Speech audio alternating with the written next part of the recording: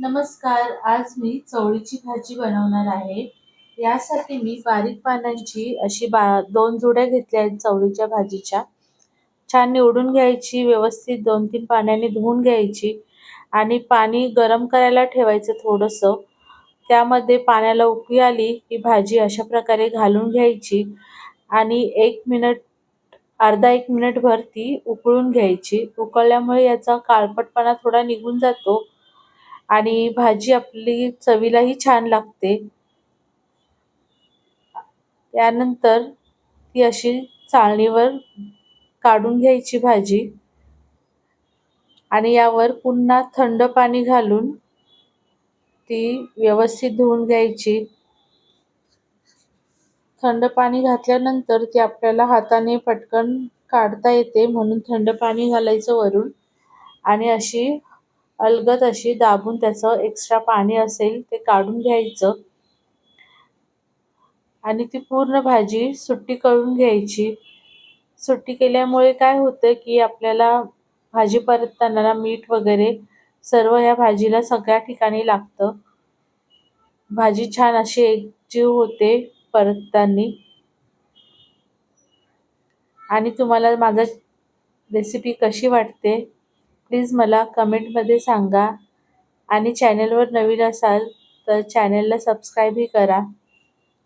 या भाजीसाठी तेल थोडं जास्त घ्यायचं आपण आणि तेलामध्ये जिरे घालायचे पहिले फोडणीला आणि लसूण आणि मिरची घालून घ्यायची. 2 कांदे घालायचे. लसूण थोडा जास्त घालायचा. मी इथे 20 ते 25 पाकळ्या लसूण घेतला आहे आणि 2 मोठे कांदे घेतले आहेत बारीक चिरून. मिरची तुम्ही चिरूनही घालू शकता. माझ्याकडे मिरचीची बारीक पेस्ट केलेली होती म्हणून मी ती घातली आहे. आता हे आपल्याला छान असं परतून घ्यायचं आहे. कांदा आपला थोडासा लालसर व्हायला पाहिजे. छान असं व्यवस्थित परतून घेतल्यानंतर यावर आपण भाजी जी सुटी करून ठेवलेली आहे की नाही ती घालून घ्यायची.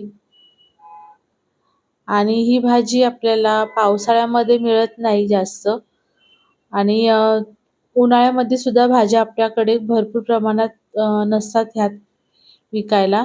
यामुळे थंडीमध्ये मिळतात तेव्हाच ह्या भाज्या आपण भरपूर प्रमाणात खाल्ल्या पाहिजेत. आता यावर मीठ घालून घ्यायचं.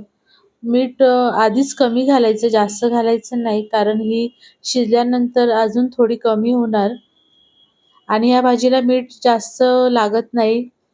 ही भाजी पटकन खारट होते. यामुळे आधीच आपण मीठ कमी घालायचं आणि 5 मिनिटं झाकून ठेवून शिजवून घ्यायची. 5 मिनिटानंतर झाकण काढल्यानंतर पुन्हा झाकण ठेवायचं नाही, नाहीतर भाजी आपली काळपट पडेल. आणि मध्ये मध्ये असं तिला 1-1 मिनिटानंतर चेक करायचं पाणी राहिले की नाही. आता ही भाजी माझी पूर्ण तयार झाली आहे. 7 ते 8 मिनिटांमध्ये ही भाजी आपली तयार होऊन जाते आणि भाकरीबरोबर, चपातीबरोबर खूप टेस्टी लागते.